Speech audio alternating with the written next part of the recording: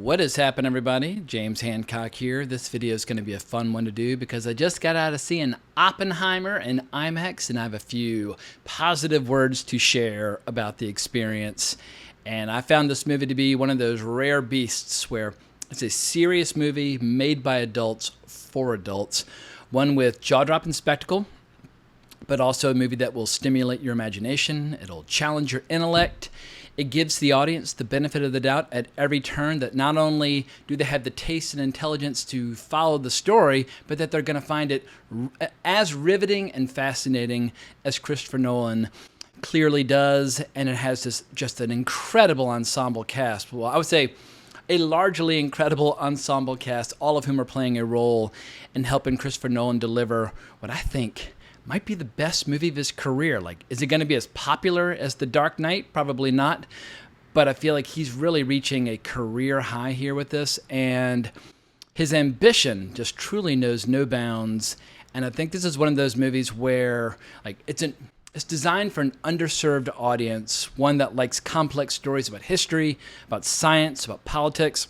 But I can't tell you what a relief it is to see a giant, complex movie about politics and history without resorting to any of the idiotic kind of catchphrases and taglines that people are so fond of using these days. You will come away from this movie not only with a deeper appreciation of history, but you'll be in awe of history. Like, it'll make you want to hunt down the 2005 biography, American Prometheus, by Kai Bird and Martin J. Sherwin, the authors of the book upon which this movie is based. And I should mention, Christopher Nolan is the sole screenwriter on this movie. But in addition to writing this incredible, sprawling 180-page screenplay, he's also calling upon every classic trick in the book to tell a story in a visual fashion with like maximum emotional impact. And I feel like that's what we want from movies, or at least that's what I want from movies. I want a heightened sense of emotional experience. And let me clarify, while I say old school filmmaking, what I basically mean is film. The film was shot using one of the highest resolution cameras available today,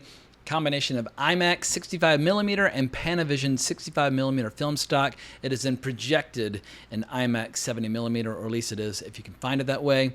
But apparently the prints that are at those 25 theaters, they weigh about 600 pounds, and it's basically like the IMAX projector cannot handle a movie that's bigger than that. Christopher Nolan said, I went to IMAX and said, okay, I've got a 180-page script. It's a 3-hour movie on the nose. Can it be done? We looked at it. They looked at the platters, and they came to the conclusion that it could just be done, he said. They're telling me this is the absolute limit because now the arm that holds the platter went right up against it. So this, I think, is finally the outer limit of running time for an IMAX film print.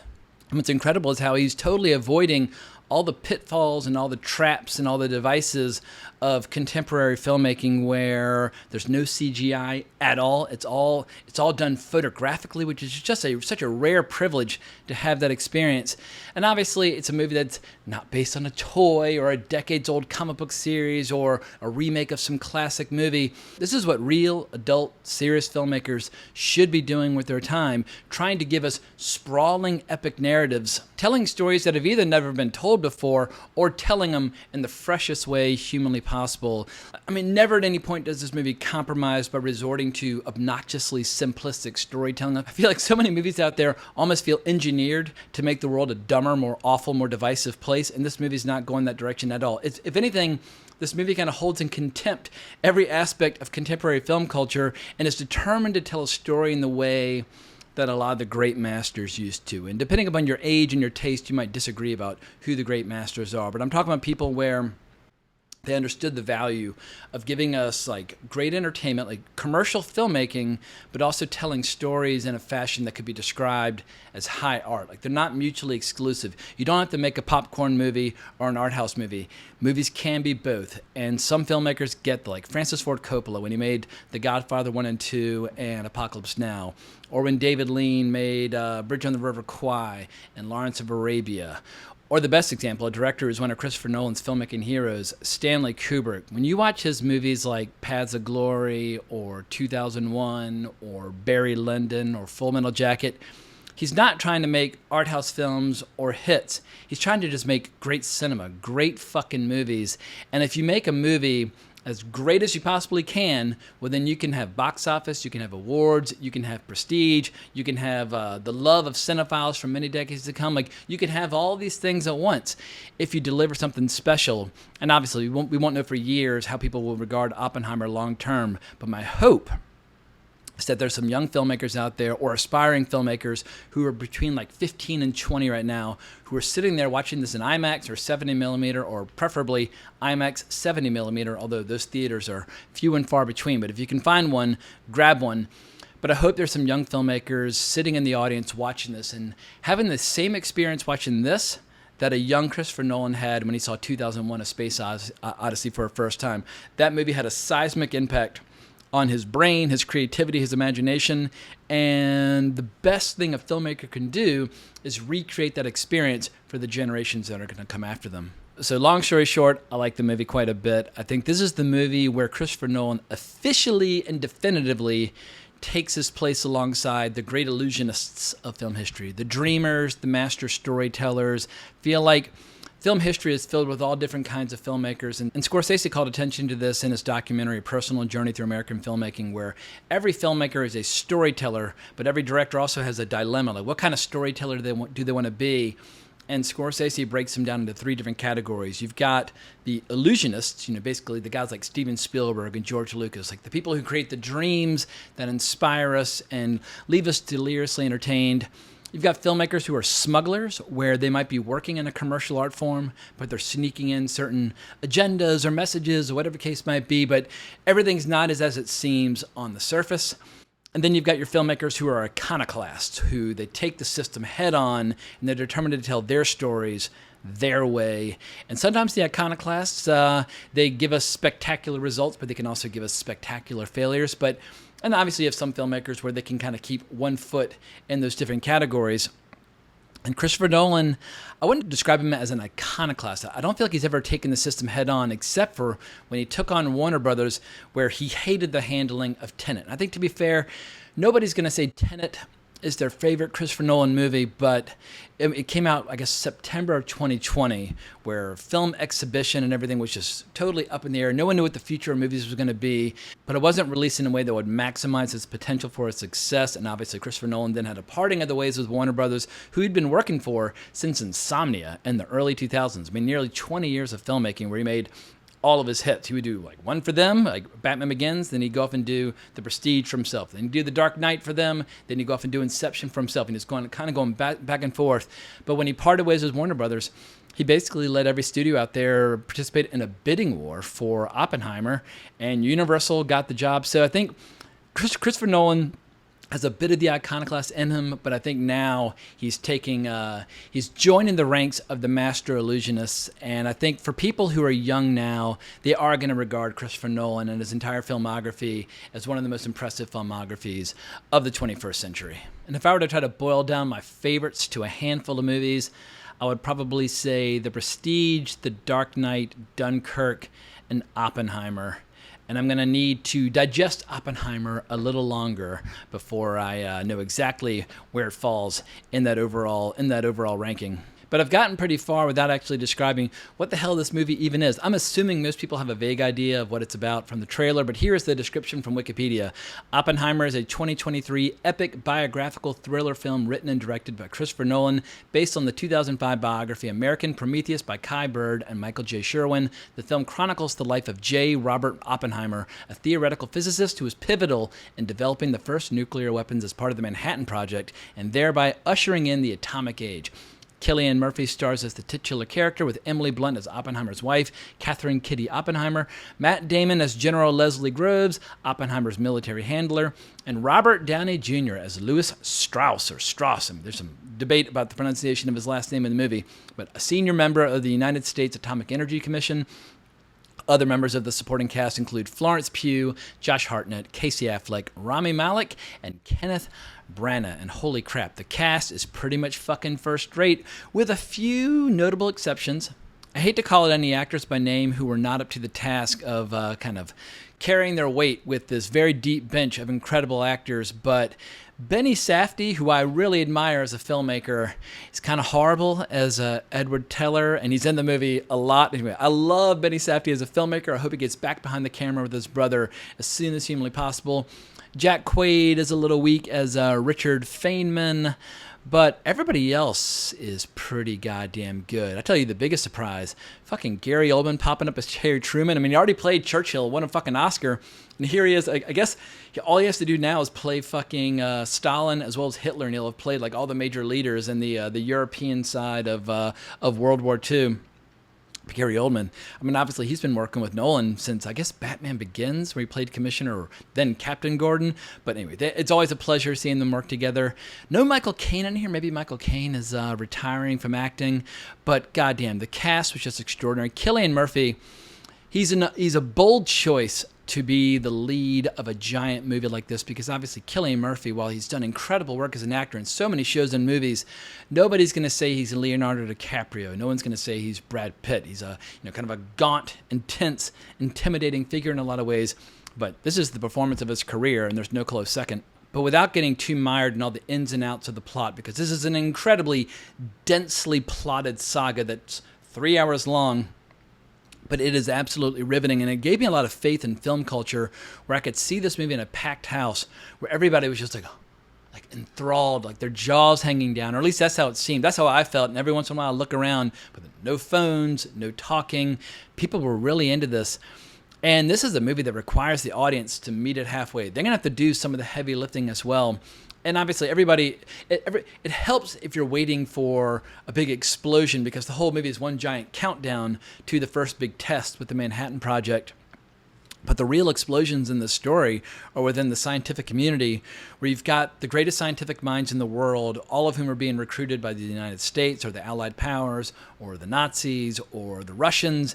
And basically, they all have divided loyalties politically, because even no matter what nation they might be from, a lot of these scientists, they're either outright communists, have communist sympathies, or at one time were communists, but now want nothing to do with it. But Oppenheimer is one of those guys where he's read Karl Marx. I mean, he read Das Kapital in German. He's a sharp guy, and while he's not a communist, he's probably better versed with their aspirations and their goals and their philosophy than even some of the card-carrying members. And he has a lot of sympathies for the people fighting the fascists in the Spanish Civil War and things like that. But as the scientists are forced to kind of pick sides and like try to find jobs working on the bomb and all these different arms races, the tensions start to run really high, especially when it comes to the character played by Florence Pugh, who is a hardcore communist. And quick side note, even if you consider yourself the most red-blooded American patriot like ever, when you watch the scenes with Florence Pugh in this movie, you're going to wonder what it would be like to spend an evening in the bed of a communist. And just to put it frankly, like the most erotic turn-on that I've had in a movie all year was in this flick. And holy shit, not one but two scenes. Like, it got to the point about maybe halfway through the movie, I was like, you know what we really need at this point? It's another scene with Florence Pugh. And then suddenly they gave us one. I'm getting lost in the plot now, but basically a big part of the plot is people trying to tear down Oppenheimer's reputation because he's a womanizer, and he's had all these relationships with all the wives and girlfriends of his friends and colleagues and that sort of thing. And during this kind of kangaroo court, anyway, I'll just say, keep your eyes open. This movie is going to surprise and delight a lot of Florence Pugh's biggest fans, but she's absolutely incredible in this. But what's even more incredible is how this movie is able to sustain this incredibly high level of tension and anxiety and conflict running for like 3 hours. Or I won't say it ever gets exhausting, but at a certain point you're like, I don't know how much more of this I can fucking take. I mean, it's not like tension where you're chewing on your fingernails, but there's just so much at stake, because we see one arms race with the Nazis and then an arms race with the Soviets over the hydrogen bomb, followed by this giant trial where a lot of Oppenheimer's kind of political enemies try to destroy his reputation. And the story is weaving out of so many different decades and kind of leapfrogging back and forth from like, now you're in the 50s, now you're back in the 30s, now you're in the 40s. Once again, everybody in the audience has to kind of put on their big boy pants and prepare themselves for a truly dense, nuanced, rich story about history, because Oppenheimer's views, they're not black and white. Like, his political views and his sense of morality and his feelings towards like the destructive power that they've unleashed, they're constantly evolving. because he is a modern-day Prometheus, unleashing the power of mankind to destroy itself, which justifiably makes him probably the most important figure of the 20th century. And I should also acknowledge that my knowledge of this history or this figure was pretty limited going into this, so initially I was a little off balance when it comes to the conflict between Louis Strauss, who's played by Robert Downey Jr., and Robert Oppenheimer, but not to worry. The film will get you up to speed in record time. But speaking of being a modern-day Prometheus, I feel like mythology is full of all these fascinating cautionary tales, whether you're talking about Prometheus or Pandora's box, but I feel like every era has to wrestle with the consequences of a new form of technology, because no technology that's ever been introduced ever goes away, and it always changes our world forever. And obviously right now, we're all debating and discussing the consequences and the potential benefits of AI, and I feel like this film is eerily topical because it will always be relevant to any debate that's going on about a new form of technology that's going to fundamentally change the world as we know it. But yeah, AI is here. It's not going away. And who knows, maybe people will come away with this movie with a sense of caution when it comes to unleashing the potentially destructive power of new forms of technology. But I mentioned a lot of the stars in the movie earlier, but I forgot to mention two major stars, two stars behind the camera. We have DP Hoyte van Hoytema.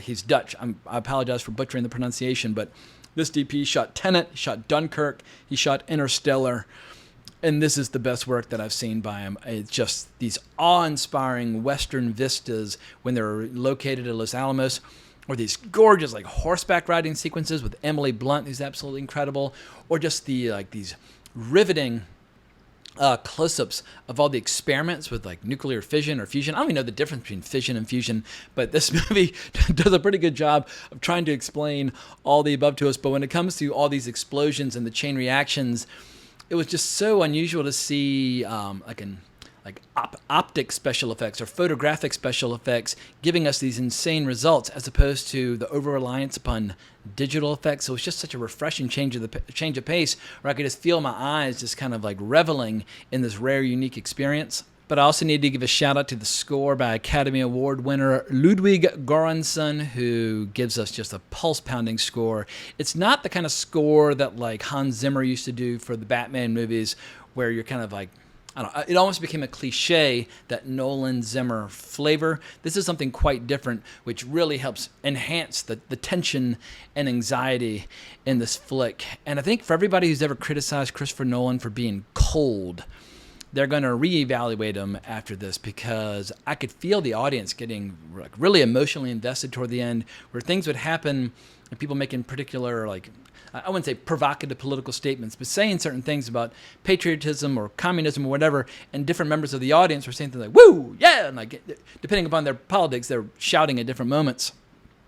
And that was just really interesting to see, because everybody always says Christopher Nolan is kind of got a cold, dead heart, or he makes his movies like a robot, but not here, especially when he's delivering his first, I think this is his first, or his first in a while, his first R-rated movie. I mean, it's a $100 million R-rated movie because of the sex scenes. I mean, if you had never at any point in the last 20 years would I have thought that Christopher Nolan was even capable of a sex scene. I mean, he seemed very reserved and very English, and yeah, anyway, all that passion and all that sexual tension has been like building up like water behind a dam for years, and it all just came blasting out during this movie. But what will be abundantly clear as you watch this movie is that Christopher Nolan is not through evolving and growing as a filmmaker. And that's rare for a filmmaker in his 50s. I mean, this is kind of the prime of his life, where he has the potential to deliver his best films, his most memorable films. And he's obviously got a lot of classics to his name already. But it seems like with this movie, when you see like some of the ways that with like unusual editing techniques and lighting effects and music effects that will help kind of help underline the tension that Oppenheimer's feeling during certain dramatic conflicts, where he's having visions of like people turning into ash. And I'd never seen Nolan communicate emotion or like help create emotion in the audience in that way before, where it really seems like he's aiming for the stars with this movie. And I hope he'll be rewarded. I feel like this is a great way to kind of measure the taste and intelligence and the readiness of the American public to see just how receptive they are to a movie like this. Because if it opens okay and has some longevity, I mean, they only made this movie for $100 million. It does not need to be a $1 billion movie to be very successful. And if it wins a few awards, even better. but I hope it'll open the doors to some more interesting movies from him as well as some of his peers moving forward. And this year's not over yet. We still have Martin Scorsese, like a giant movie to look forward to. We still have David Fincher. We've got Denis Villeneuve. We've got Ridley Scott. There's a lot of big movies coming our way. I feel like this summer's been so unusual and so strange and so disappointing in so many ways. But the year might rebound, and it might not rebound in terms of blockbusters, but it might rebound in terms of really cool movies.